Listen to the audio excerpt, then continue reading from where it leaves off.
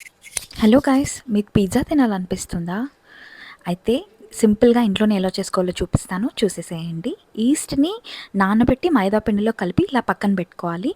తర్వాత పిజ్జాకి టాపింగ్స్ కావాల్సింది మనకు క్యాప్సికమ్ కావాలి, బాయిల్డ్ కార్న్, 1 టమాటో, 1 ఆనియన్, 1 పచ్చిమిరపకాయ. తర్వాత ఇలా మార్కెట్‌లో మొజరెల్లా చీజ్ అని దొరుకుతుంది. సో, అది కావాలి. దాంతో పాటు పిజ్జా సాస్ కావాలనమాట. మనకు కావాల్సిన ఇంగ్రీడియెంట్స్‌ని పక్కన పెట్టుకున్న తర్వాత మనమైతే ఫస్ట్ అవెన్‌ని ప్రీ హీట్ చేసుకోవాలనమాట 10 మినిట్స్ పాటు. సో, ఆ సెట్టింగ్ పక్కన పెట్టేసి నేనైతే పిజ్జా బేస్ కోసం తయారు చేసుకోవడానికి ఇలా కొంచెం నీట్ చేస్తున్నాను. సో, మనకి చేతికి అంటుకోకుండా ఉండాలంటే కొంచెం పిండి అప్లై చేస్తూ మనకు ఫ్రీగా పిండి మన చేతిలో నుంచి కింద పడేలాగా అది వచ్చినప్పుడు మనం సేమ్ చపాతీ ఎలా రోల్ చేసుకుంటామో సేమ్ అలానే రోల్ చేసుకోవాలి. ఏమంటే కొంచెం లావుగా చేసుకోవాలనమాట. కొంచెం థిక్‌గా చేసుకుంటే పిజ్జా ఫ్లఫీగా వస్తుందనమాట. మరీ కొంచెం ఫ్లాట్ అయిపోతే థిన్ అయిపోతుంది. సో, మనకు థిన్ కావాలన్నా థిన్ చేసుకోవచ్చు. ఇలా కొంచెం ఫ్లఫీగా కావాలన్నా చేసుకోవచ్చు. నాకైతే కొంచెం ఫ్లఫీగా ఇష్టమనమాట. సో, అందుకు ఇలా కొంచెం మందంగా నేను చపాతీలాగా రోల్ చేసుకుంటున్నాను. సేమ్ చపాతీ ఎలా రోల్ చేసుకుంటామో అలాగే షేప్స్ పెద్దగా రౌండే రావాలని ఏం లేదు. లాస్ట్‌లో ఇది మనం సెట్ చేసేటప్పుడు కూడా మనం సెట్ చేసుకోవచ్చు. సో, మనం రెడీ చేసుకున్న పిజ్జా బేస్‌ని మనమైతే ఇలా అవెన్‌లో ఒక ట్రే వస్తుంది కదా! పాన్.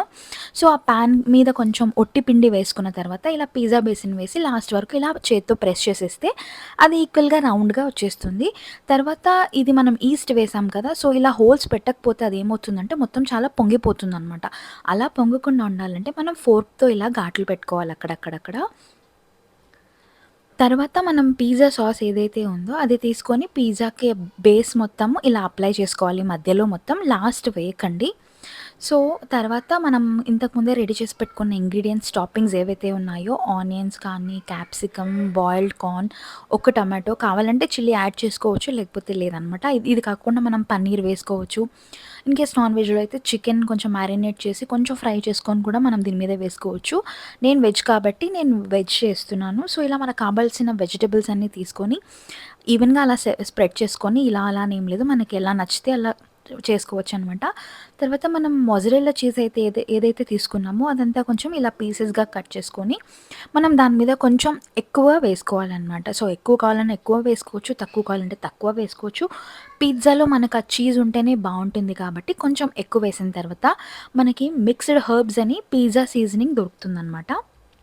ఇదే అనమాట. ఆ సీజనింగ్ కొంచెం చేతిలో వేసి క్రష్ చేసి మనం పైన వేసుకోవడమే.